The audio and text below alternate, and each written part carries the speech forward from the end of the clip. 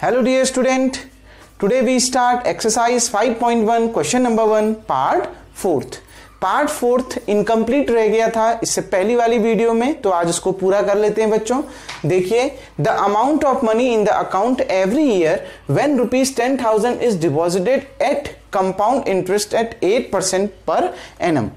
आपने क्या करना है, देखो 10,000 रुपया डिपॉजिट किया गया किसी अकाउंट पर और पर एनम 1 साल का उस पर कितना इंटरेस्ट मिल रहा है, 8% का इंटरेस्ट मिल रहा है। तो आपने क्या निकालना है, the amount of money in the account every year, प्रत्येक ईयर कितना अमाउंट उस अकाउंट में हो जाएगा, इसको आपने एक सीरीज निकालनी है, क्योंकि फिक्स ईयर तक नहीं कह रहा है, ठीक है ना। एवरी ईयर, प्रत्येक ईयर अमाउंट कितना होगा अकाउंट में, मतलब कितना रुपया अकाउंट में होता जाएगा प्रत्येक ईयर, हर साल बढ़ता जाएगा, वो आपने निकालना है, वो सीक्वेंस निकालनी है और फिर ये देखना है कि क्या वो सीक्वेंस, क्या वो सीरीज एपी में है या नहीं।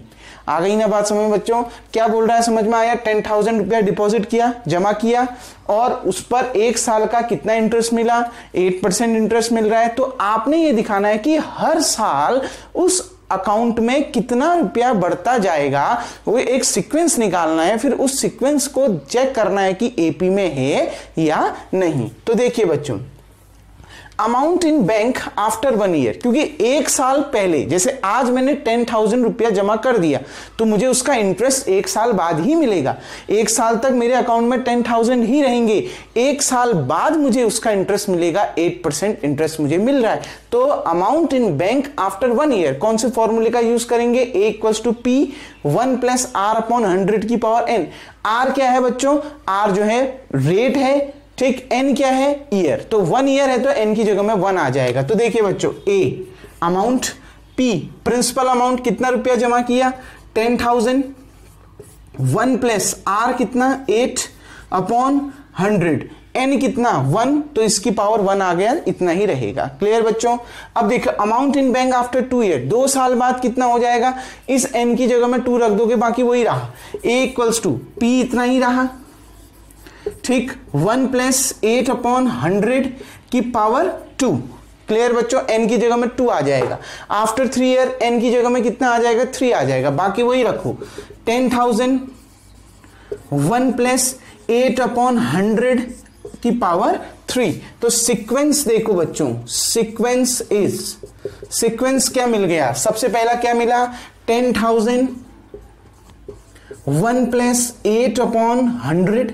दूसरा क्या मिला? 10,000 × 1 + 8/100 की पावर 2 और 10,000 1 + 8/100 की पावर 3, सो ऑन, आगे मिलता जाएगा। बच्चों देखिए, आप एक चीज समझना, क्या ध्यान से समझना कि ये क्या एपी में लग रहा है आपको? बिल्कुल नहीं लग रहा है, एपी में है ही नहीं, है साफ दिख रहा है, क्योंकि इसका डिफरेंस, ये स्क्वायर और 1 वाले का डिफरेंस और क्यूब और स्क्वायर वाले का डिफरेंस कभी भी सेम नहीं आ सकता। आप खुद देखिए बच्चों, जैसे मान लिया यहां 2 है, यहां 2 का स्क्वायर है, 4 - 2 कितना आ गया आपका? 2 आ गया। आ गई ना बात समझ में? अब लेकिन यहां पर 2 की पावर 3 है और यहां 2 की पावर 2 है। 2 की पावर 3 कितना? 8 और 2 की पावर 2 कितना? 4। 8 - 4 कितना आ गया? 4 आ गया। तो डिफरेंस कभी भी सेम नहीं आ सकता, लेकिन चेक अगर आपने करना है तो आप ऐसे कर सकते हैं। Now consecutive difference between consecutive numbers. अब देखते हैं कंसेक्यूटिव नंबर्स के बीच का डिफरेंस निकालते हैं। सबसे पहले D1 निकालते हैं, इन दो में डिफरेंस निकाल लेता हूं।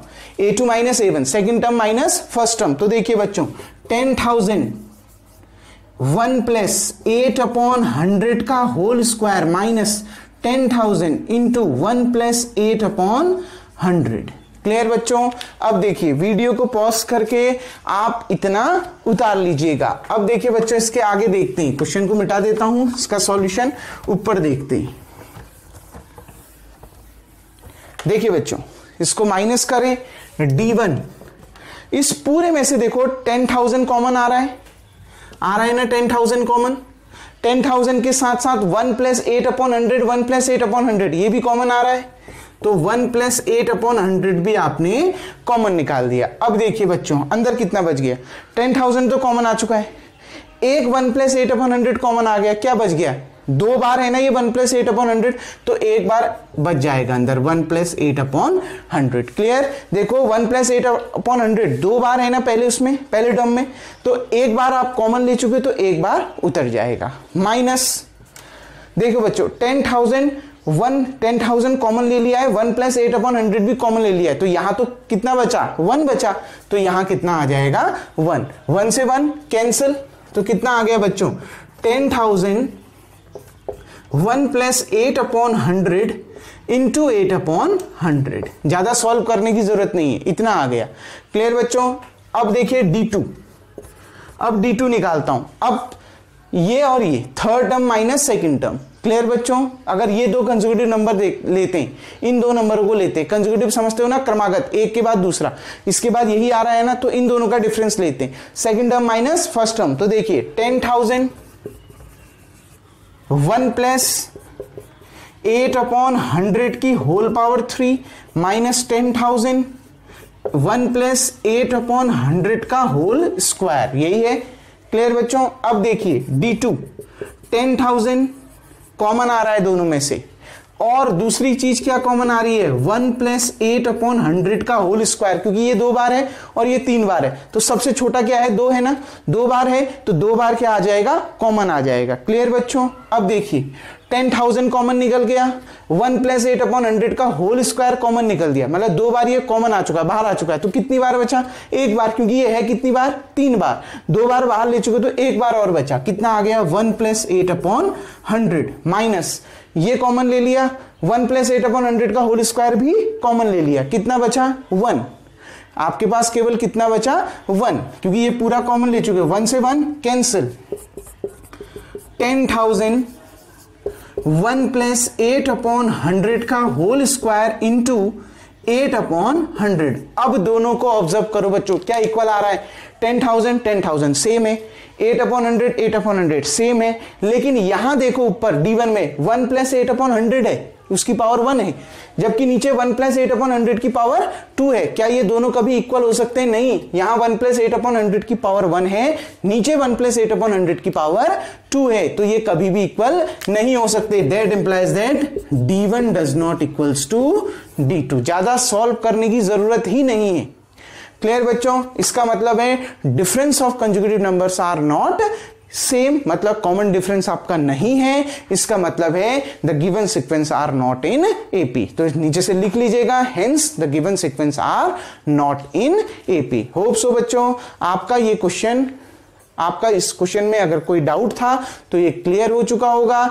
अब हम जो नेक्स्ट क्वेश्चन है बच्चों वो अगली वीडियो से देखेंगे। अगर आपको इस क्वेश्चन में कोई डाउट होगा तो कमेंट बॉक्स में कमेंट कर सकते हैं। Thank you.